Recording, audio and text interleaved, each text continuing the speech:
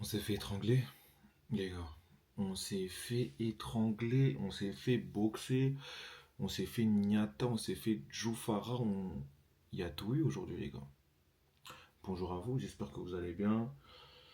Il est 3h26, l'heure à laquelle je vous tourne la vidéo YouTube qui sera prête pour demain midi. J'espère que vous allez bien, que vous portez bien. On s'est fait étrangler. C'est assez affligeant, les frères, comment on s'est fait étrangler. J'ai beaucoup de choses à vous dire, les gars, aujourd'hui. J'ai beaucoup de choses à vous dire. Ça veut dire, prenez votre temps, asseyez-vous, prenez à boire, un truc à manger, posez-vous tranquillement. Déjà, on va commencer par féliciter le Paris Saint-Germain. Voilà. On est sur YouTube. Moi, j'ai toujours dit que sur YouTube, je serai toujours objectif. Et aujourd'hui, la meilleure équipe sur le terrain a gagné. Voilà. La meilleure équipe, celle qui avait plus la dalle, celle qui était plus en place tactiquement, celle qui était plus en place physiquement, mentalement, dans tous les compartiments de jeu, a gagné. Voilà, on va commencer par là. Un Paris Saint-Germain qui est venu avec une composition douteuse. Voilà, même pour les supporters du Paris Saint-Germain, elle était un peu douteuse la composition. Mais Luis Enrique a la vision, comme je le répète toujours même avec Pep Guardiola, c'est le coach qui décide, il gagne, il a raison, il perd, il a tort. Aujourd'hui, il a gagné, il a raison. Voilà. Aujourd'hui, il a sorti une composition et il a montré la vie à tout le monde. On s'est fait balader de A à Z. C'est-à-dire de la première à la 90e minute. Même lorsqu'on mène à zéro, même lorsqu'on fait le break, on s'est fait dominer de A à Z. Dans tous les compartiments de jeu. C'est-à-dire que physiquement, tactiquement, mentalement, dans tous les compartiments de jeu. Tous nos soucis depuis le début de la saison aujourd'hui se sont tous révélés. Ils ne pouvaient pas se cacher. Aujourd'hui, personne ne pouvait se cacher. Donc tous les soucis, tous les problèmes que j'énumère depuis le début de la saison se sont révélés. On va commencer par le numéro 6. Je pense que vous avez regardé ma vidéo d'avant-match. Je l'avais dit, l'analyse était bonne.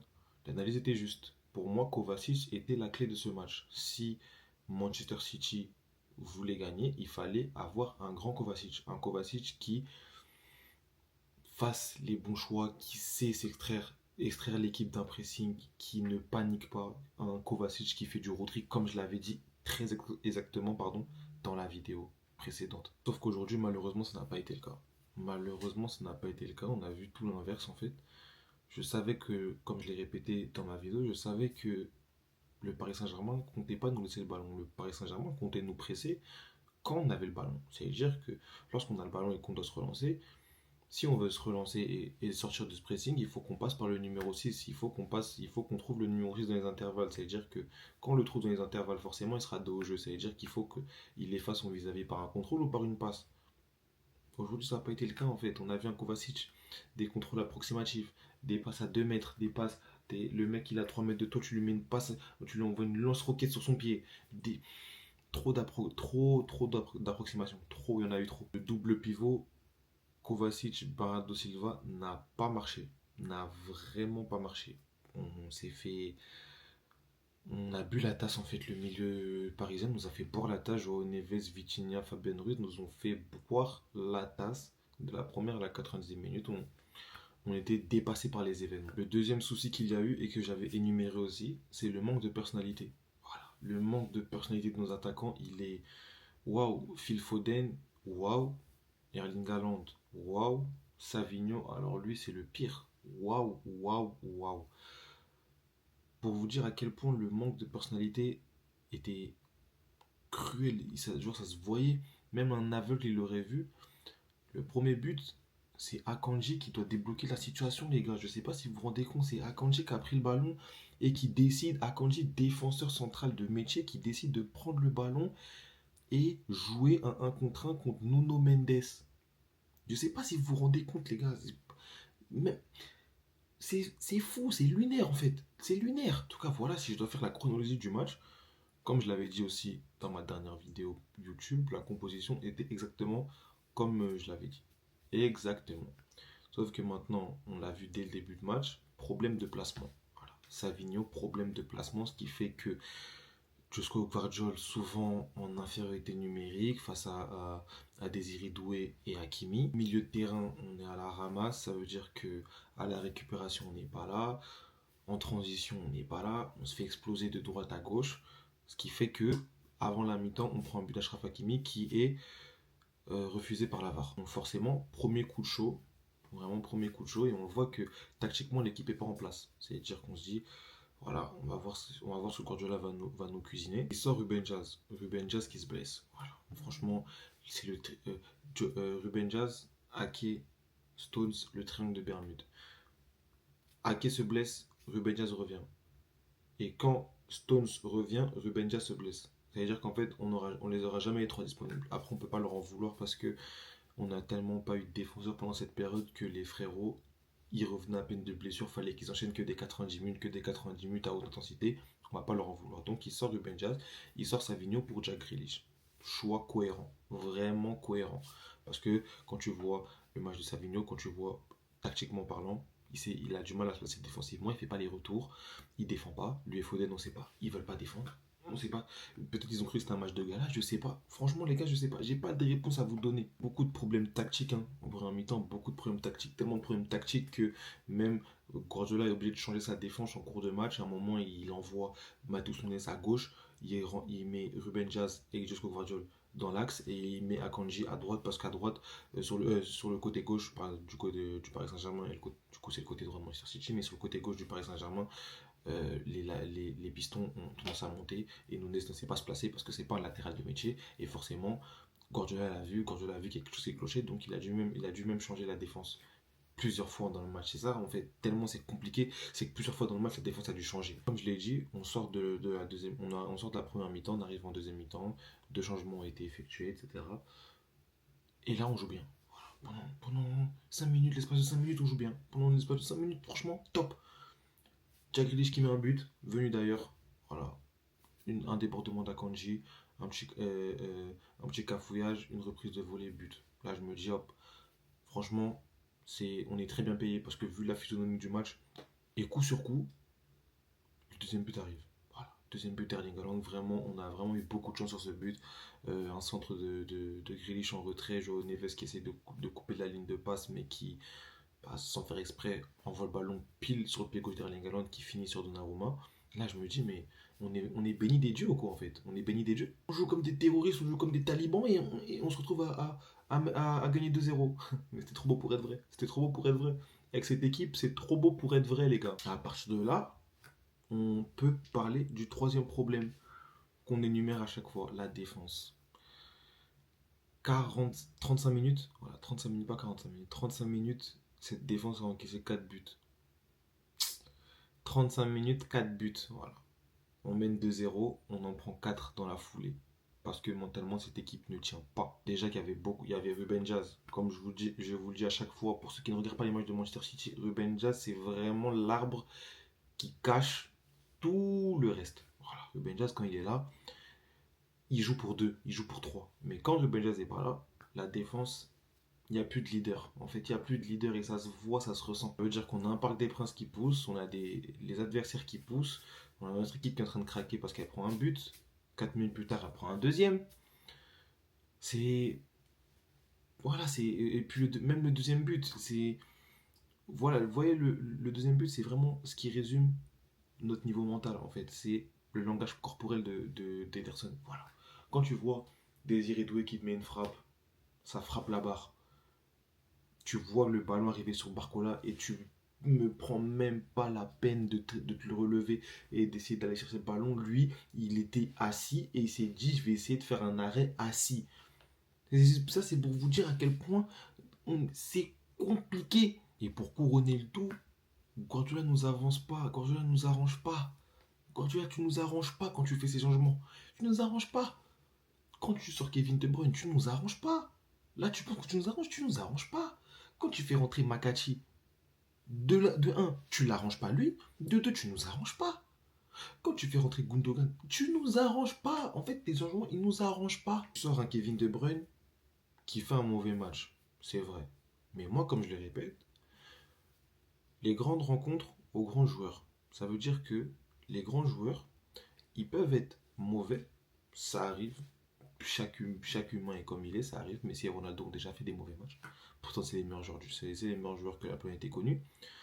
Mais les grands joueurs peuvent être nuls, mais peuvent apporter leur pierre à l'édifice. Voilà. Quand je parle de ça, peux vous donner un exemple très concret, très simple.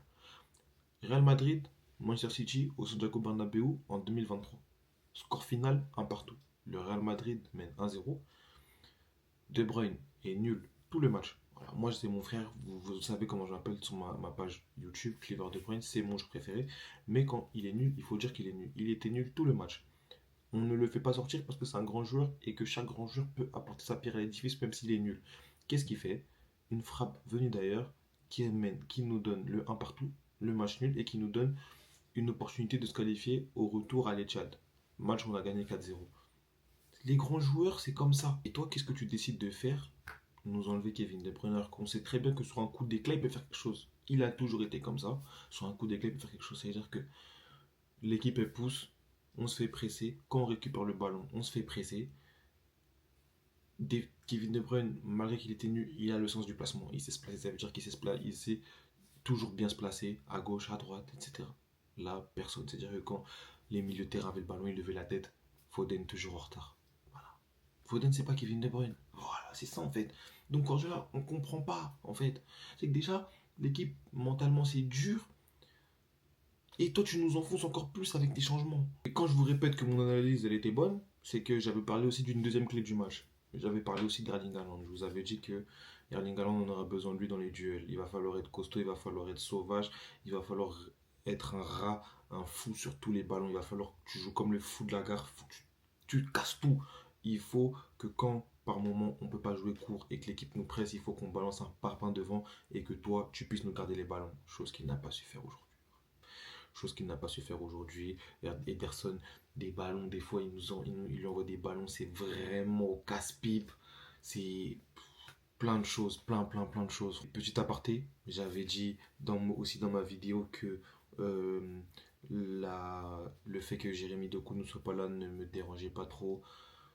J'ai menti, je me suis trompé, voilà, je me suis trompé. Parce que Jérémy Doku, j'ai toujours dit, voilà, et je m'en souviens, j'avais fait une vidéo qui avait été vue par beaucoup de gens contre Liverpool. On avait perdu. J'avais dit que Jérémy Doku, même si on perd, même s'il y a la pression, etc., il va toujours tenter des choses. Il est insouciant, il a de la personnalité, c'est-à-dire qu'il va toujours tenter quelque chose. Aujourd'hui, il n'a pas été là. On a fait rentrer des joueurs qui ne tentaient rien. Aujourd'hui, les gars, c'est triste à dire, mais il y a trop de constats qui sont clairs. C'est que il nous faut un numéro 6 premièrement. Il faut qu'on ait de la personnalité. On a perdu toute notre personnalité. En fait, on a tout perdu. En fait, tout ce que je voyais l'an passé, dans les années passées, on a tout perdu. Voilà. On a tout perdu. Je comprends pas comment, en espace de quelques mois, on a tout perdu, les gars. Notre force à la base, les gars, c'était le volume de jeu, le pressing, nos courses. Voilà, c'était comme ça qu'on gagnait nos matchs. Voilà, c'était comme ça. On avait des équipes, on avait des joueurs qui mouillaient le maillot. Sauf que là, les joueurs sont cramés. Les joueurs sont cramés, c'est-à-dire que même le pressing, il est mal fait. Il n'y a qu'un seul mec qui presse. Des fois, c'est Bernardo Silva, il presse tout seul. Mais même, même si on te fait jouer contre une D4 d'Île-de-France, même eux vont réussir à te faire tourner. Si tu es tout seul, eux, ils sont 4 défenseurs, plus le gardien. Tu presses tout seul, ça sert à rien. C'est-à-dire que le pressing il est désordonné. Il n'y a plus de course. Le volume de jeu, il est amoindri. On a tout perdu. Tout, tout. Forcément, quand les joueurs ne font plus les courses, quand les joueurs ne mettent plus le volume nécessaire, on est en retard sur tout. Voilà, c'est ça quand je vous dis, je te dis en début de vidéo, aujourd'hui, Luis Enrique nous a montré, a mis en lumière tous nos soucis en 90 minutes. Il a annoncé tous nos soucis. C'est comme si en fait, il avait pris une pancarte et il avait écrit, voilà, Manchester City ne sait pas faire ça, Manchester City ne sait plus faire ça, Manchester City n'aime pas faire ça. Il a affiché dans le Parc des Princes, comme ça tout le monde voit. Tout le monde a vu. Tout le monde, même l'aveugle, il a vu. C'est bien beau, on a acheté des défenseurs, on a acheté Marmouche, etc. C'est bien beau. Il nous faut des milieux de terrain. Je pense que là, le banc sportif va s'activer. Je l'espère parce qu'il nous faut des milieux de terrain. C'est pas sinon, on finira jamais la saison en fait. Les individualités, elles sont plus là. On n'a plus l'envie. La tactique, on dirait que ça prend plus. Il y a plein de choses en fait qui dérangent. Maintenant, voilà, la défaite est là. C'est comme ça, il faut l'accepter, il faut la digérer. Dans tous les cas, le plus méritant à gagner. Je sais plus combien on est au classement en Champions League, mais je sais que on a encore notre destin entre nos mains. Voilà. Il faut qu'on affronte Bruges à domicile. Il faut qu'on gagne. Voilà. Si on gagne, on se qualifie. C'est tout en fait. Il n'y a pas de schéma à se faire. Si on gagne, on se qualifie parce que de l'autre côté, il y aura Paris Saint-Germain contre Stuttgart, deux équipes qui sont proches de nous. Donc forcément, ce résultat direct va influer sur le résultat, que ce soit si le Stuttgart gagne, le Paris Saint-Germain s'en va. Si le Paris Saint-Germain gagne et que le Manchester City gagne aussi, Stuttgart s'en va. Si le Paris Saint-Germain fait match nul contre Stuttgart et que nous on gagne, Stuttgart s'en va. Bref, dans tous les cas, il nous faut juste gagner. Il faut juste gagner, c'est tout en fait. En tout cas, j'espère que cette vidéo vous aura plu. J'espère que j'ai énuméré à peu près tous les sujets. N'hésitez pas à me dire ce que vous en avez pensé en commentaire. N'hésitez pas à me suivre sur mes réseaux sociaux comme d'habitude ici. Voilà. Euh, on se donne rendez-vous vendredi. Ouais, on va se donner rendez-vous vendredi pour l'avant-match de Chelsea. Un gros calendrier nous attend. Que Dieu nous vienne en aide. Voilà, que Dieu nous vienne en aide. Que les recrues se fassent vite. Que les recrues qui sont déjà en train d'entraîner à Manchester City nous fassent le plus grand bien possible. Pardon. Voilà, prenez soin de vous. Surveillez pas le ciel. Ça viendra d'en bas. Clic, clac, boum.